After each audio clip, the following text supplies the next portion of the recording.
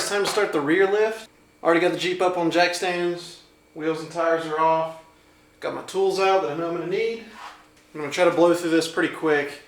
This should be a lot easier than the front, should be, because there's no steering. I'm not swapping the axle, and I already have the upper control arms installed. So springs, shocks, track bar bracket, shock relocation brackets, shocks, lower control arms, adjust pinion angle. That's pretty much it for the rear.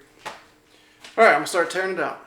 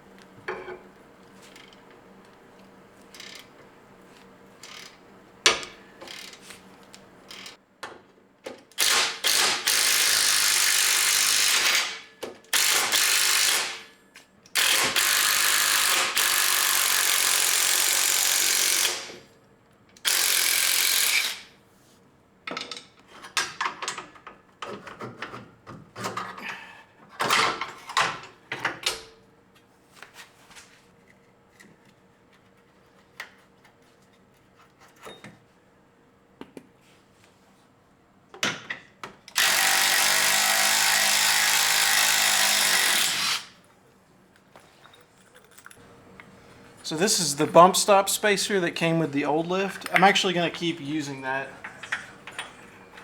I just had to get the old lift spacer out.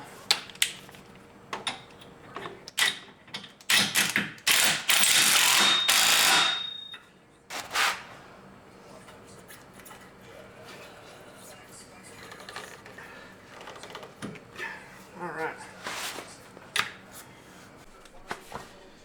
Well, I tapped the track bar with a hammer to try to get it out of this bracket, and the whole suspension fell out of the other side.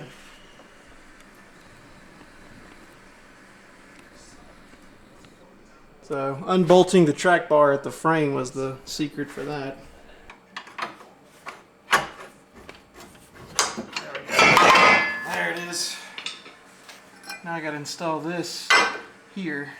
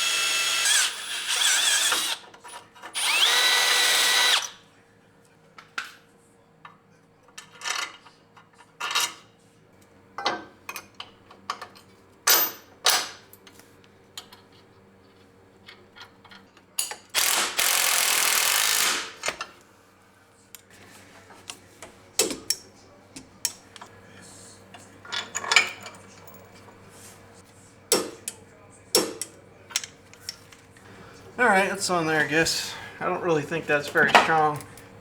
Other brackets on the market go under here too, so I could weld something here, I guess, if it bothers me that much.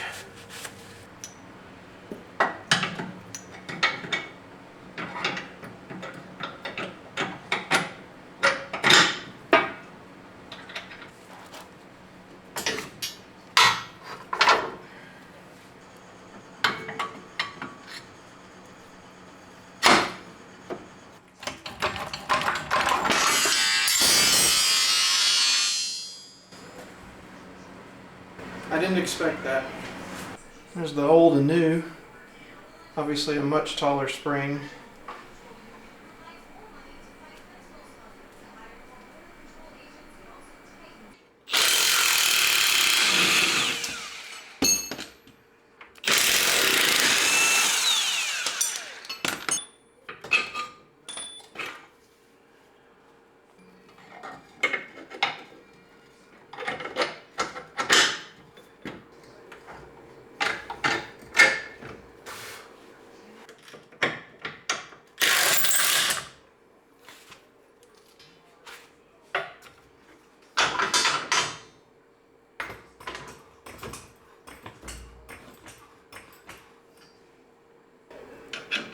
Alright, it took a little bit of ratchet strap combined with floor jack, combined with hammer action, but I got this one, the slower control arm bolt in.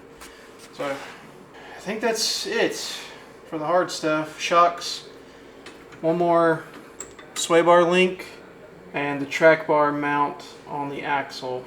Alright, so I was fighting the factory track bar for like 4 hours, and I couldn't get it to line up. It was binding really bad, and the bushings are actually pretty shot. So because of the pinion angle being so high, because of the belly up, I just could not get that axle bolt to line up. So forget it. I went and grabbed an adjustable rear track bar. So with this, officially every suspension component on the Jeep is new. I was going to run the factory track bar, but I just couldn't get it in. So this track bar is from Rough Country, which isn't ideal. I would have liked to get the Rock Jock rear track bar, but I was able to get this track bar locally today, and I need to get this Jeep on the road today because I need to take it to get inspected. So I'm just going to run with that for now. It'll be fine. The only thing left to do now is torque everything, get the rear pinion angle fully adjusted, put the shocks in, and center the rear axle now with the adjustable track bar. It is double adjustable, so that's nice. Also, I have shock relocation brackets on the bottom down here.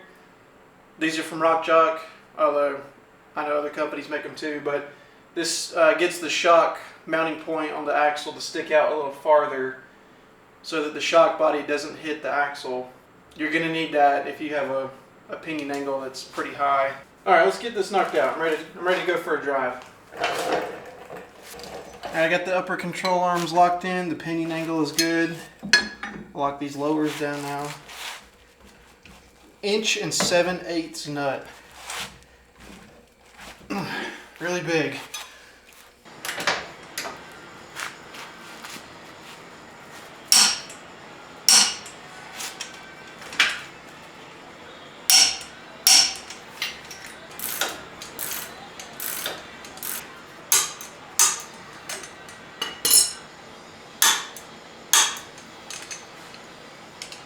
Alright, so to center the axle, I'm just going to put this straight edge on the rotor and then measure from the frame over. On this side I got 7 1/4, and on the other side it's got 8 inches. So I need to, and the axle, it's on the weight of the suspension, so I need to pull it this way like a 1/4 inch, remeasure, and dial it in from there.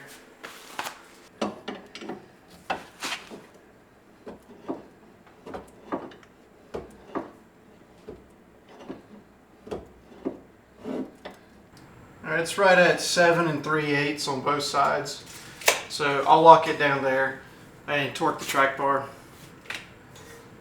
This suspension will probably settle a little bit anyway, and that's going to affect where the track bar, what angle it ends up at, so that might need to be adjusted just a little bit in the future. So I'm not going to try to get it too perfect right now, but it's within a 1/16, so that's good enough.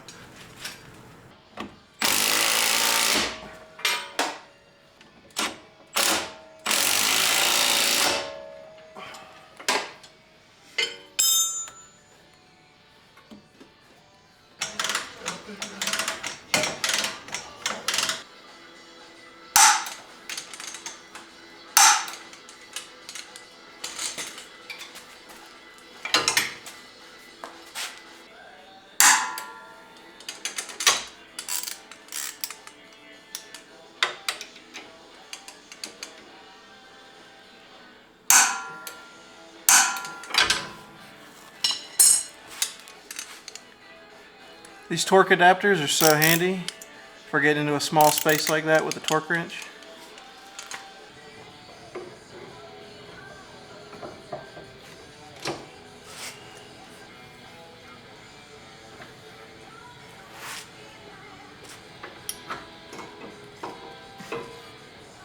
I don't think these shocks are very good quality.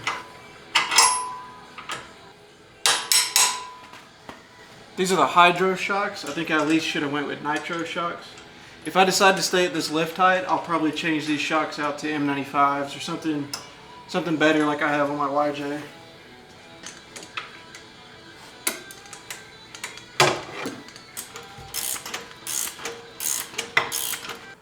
So I'm all done with the lift, but naturally, right at the very end, there was a problem. I have an interference problem right here. This shock is rubbing the exhaust, and that's due to a combination of two things. The belly up has moved the exhaust up slightly, and the lower shock bracket to get the shock body away from the axle has moved the shock backwards. So they're contacting right here, just barely. So this shock is going to get really hot, at least for now, because I don't have any parts to fix that.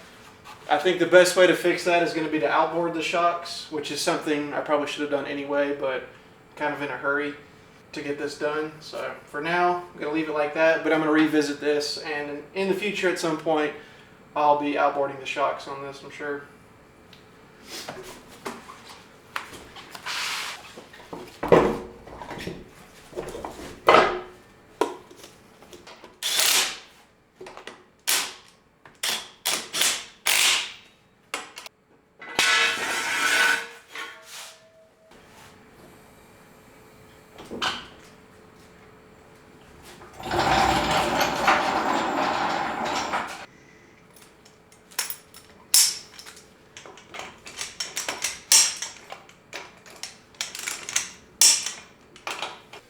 Okay, the LJ lift is complete. So I took some measurements before. Now I'm at 26 7/8 and 33 1/4. Oh, look at that, perfect. So it had a 2-inch spacer lift before, now it's on a 4-inch spring lift. And it gains pretty much exactly 2 inches in the front and the rear, so that's exactly what it should have been. So now I need to run and get this thing inspected. And then as soon as I do that, bring it back in, back it right where it is, put it back up on jack stands, and tear the rear end apart so that I can do my gears and lockers for the rear. Then 35s, fine. I think it's going to look really good with 35s.